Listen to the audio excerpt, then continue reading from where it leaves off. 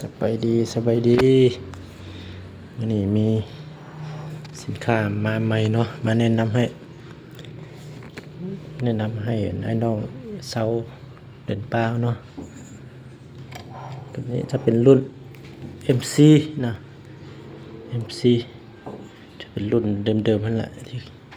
เคยใส่มาตลอดเนาะจะเบิ่งคร่าวๆนิดนึงเนาะ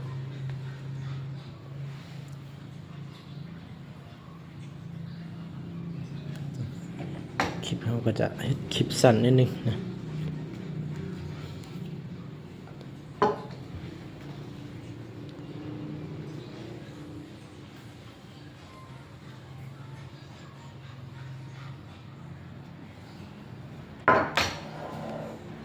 ตัวนี้จะมานำกล้องดิสโก้นะคือหูน้ำกันนะหลายๆคลิปกันมาเนาะถ้าหากว่าติมงบใส่นิดนึงจะเปลี่ยนกล้องตัวท็อปใส่นิดนึงนะ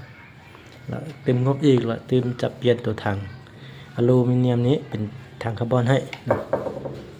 น้ำหนักจะเบาขึ้นเนาะเบาลงนะขานี่สามารถพับได้ด้วยขานี่นะสามารถพับได้เนาะขานี่นะเพื่อสะดวกสบายในการพกพา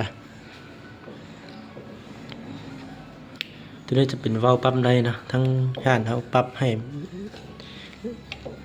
เรียบร้อยแล้วเนาะปรับให้เรียบร้อยแล้วปรับในได้วาล์วนี่วาล์วเซ็ตพันนะอันนี้ปรับให้เรียบร้อยแล้ววาล์วนี่นะแต่ไปฮอดแล้วก็สูบแล้วก็ยิงได้เลยส่วนเรื่องกล้องเนี่ยท่านไปตั้งเองเด้อเรื่องกล้องนะมีแต่สำนี้เนาะเขาประมาณนี้ตัวนี้จะเป็น MC เนาะ MC วาล์วเซ็ตพันกับเราฮ่องกงนะยาว50 สม16 เกลียวนะถังอลูมิเนียมนะ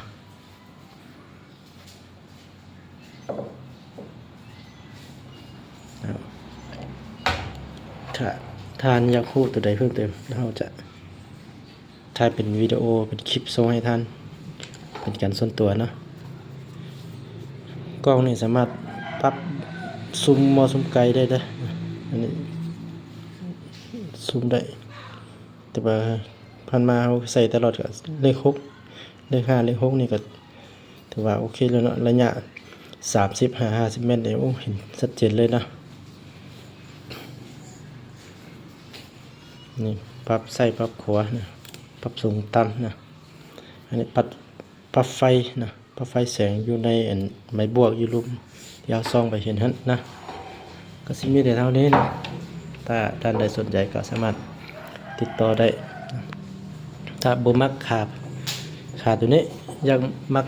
แบบนี้เราก็สามารถเปลี่ยนให้ท่านได้นะโดยราคาคือกันนะขอขอบใจ